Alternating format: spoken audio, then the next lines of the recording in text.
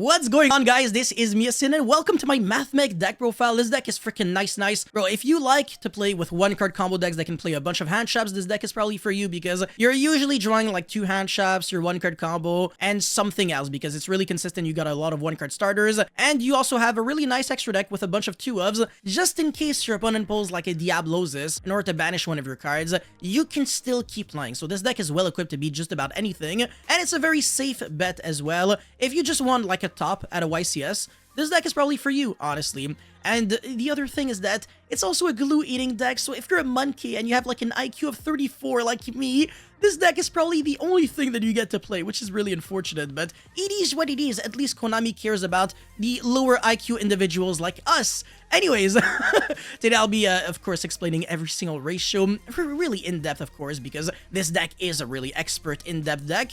But before this video starts, my man, I'm gonna have to ask you, please, to smash the like and subscribe button. It only takes like 3 seconds out of your day, and it really makes me happy. So yeah, thank you very much, and now let's get right into it. Alright, Yak Sign, how many hand traps are you playing? Approximately a lot. So I'm playing 2 Nibiru, 3 Ash, 2 Mourner, 3 Joel, 2 Veiler, 3 Imperm. I don't even know how many that is, but I'm gonna say a random number and say 16. Okay, let's count. 2, 5, 7, 10...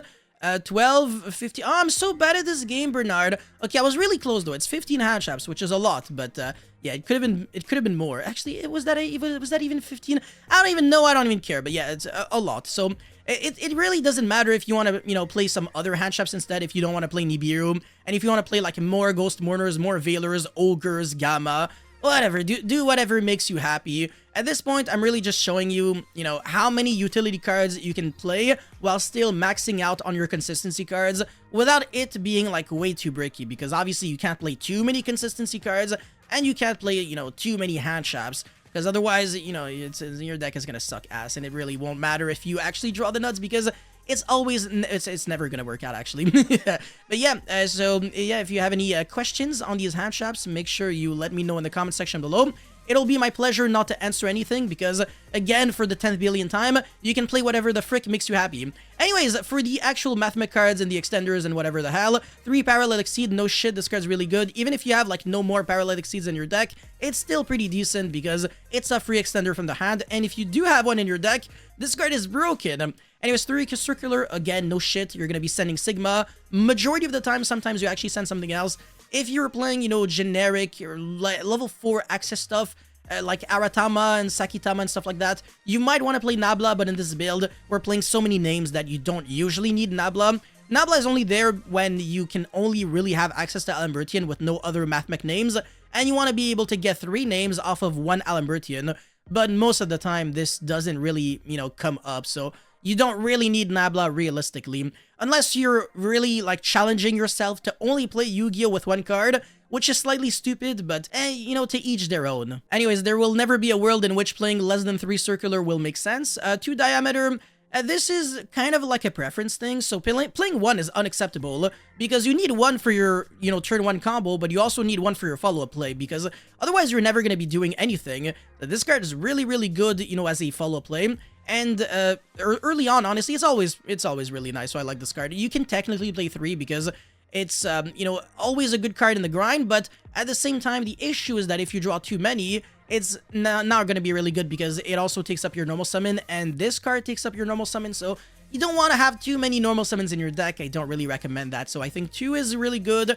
3 is like the maximum you can really go to, but I think 2 is like a good number for me. At 2 Sigma, it gets banished when it leaves the field, but if you're using it as an Xyz material, it's not going to be happening. So you're usually always going to be using it to make Alambertian or Laplacian. So yeah, it's not too bad. This card's really good. It does lock you under Cyrus only if you use the special summon effect, but that doesn't really matter because look at our extra deck. It's pretty much only Cyrus monsters. I guess you... Nah, yeah, it's only from the extra deck, so it doesn't matter. 1 subtraction, 2 addition could be the other way around, or you can maybe cut a hand trap and then play 2 subtraction. I think that actually makes sense if you want to do that. For the Firewall monsters, 3 Defensor, 1 Guardian. If you normal summon the Firewall Defensor, it doesn't actually do anything on summon, so you don't really lose to, like, Veiler. But then when you link it off, you, again, can't lose to Veiler or Imperm, but you can lose to Ash, which is not really the end of the world. You're going to be summoning the Firewall Guardian, and then that revives itself back. The Splash Mage revives back a monster. So yeah, you can do a lot with just 1 card. This is kind of like a Garnet, because you can only summon it from the deck if I recall correctly. So yeah, that sucks, but if it happens, then E is what it is. I don't even know what else to say. There is actually another Firewall monster that you can play. I think the name is Firewall Phantom or something like that. When it's like linked off for a link monster, you can search a Sided card, like Sided Speller Trap from your deck to your hand, but then you discard a card. So you can search Sided Mining and Sided Conflict, but it's really neggy, because Sided Mining is already neggy since you have to send a card from the hand to the grave in order to use its effect. But yeah, I mean, imagine also discarding another card just to search it. It's not the, it's not, you know, my cup of tea. Anyways, that's it for this consistency package, and now we also got the hand traps again. Mathmech Equation, which is a mandatory one-of, because you can search it with Circular, as well as Alambertian, and it's just a monster reborn that also makes your monster gain 1000 attack. Nobody cares though. Literally doesn't change anything. 3 Sided Mining, you actually can like not play this card if you don't want to, because you cannot use this card under a Rise Art or Shifter, so that actually kind of sucks. Really annoying, actually. And again, it's really neggy. Small World, another neggy card, because both of these cards, they're not really like reinforcement of the army. You always have to like actually lose a card, so you go from 5 cards to 4 cards, but, you know, when you're searching Circular, you're like, this card is like a +5 on its own, so you get your money back really fast, and that's the reason why, even if you have to play like quote-unquote bad search cards to get to your engine is so good that it's actually kind of fine. One could argue that Small World is much better than Sided Mining, because even though you're banishing cards face down, and that's usually not really the best case scenario, you can actually search anything in your deck. So if you have too many hand traps, you can transform a hand trap into like a starter. And if you have too many Cyrus monsters, you can transform like a Cyrus monster into a hand trap. So that when you know for a fact that you're playing against, like, let's say Despia, you can't really win just with your engine, so you have to search Ash on top of that, which is kind of like actually really nasty. Like, imagine you have Ash for the Branded Fusion, and then you have Super Factorial for pretty much anything else.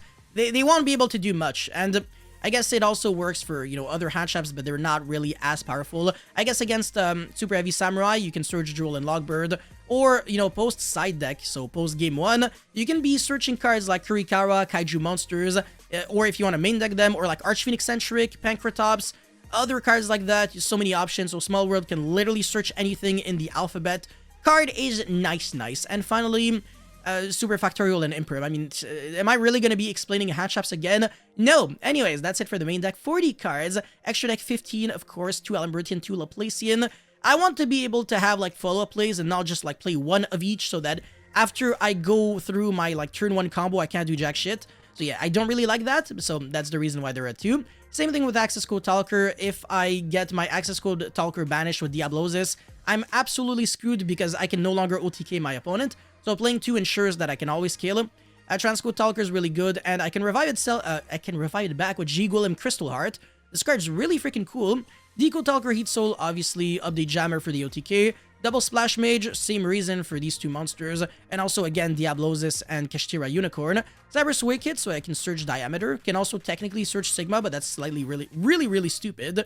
And then Lingaribo can come up for nothing, actually, only Firewall Defensor. I was gonna say Ibli, but it doesn't really matter because you're only playing 1, so if your opponent makes you, like, lose your 1 Lingaribo with Diablosis, you're beyond screwed, but, I mean, usually people are going to be looking at Mathmech and be like, whatever, I'll pass, I'm not going to Ibli lock you. You're playing a Cybers deck, it's probably going to help you out, even though it actually kind of hurts the deck.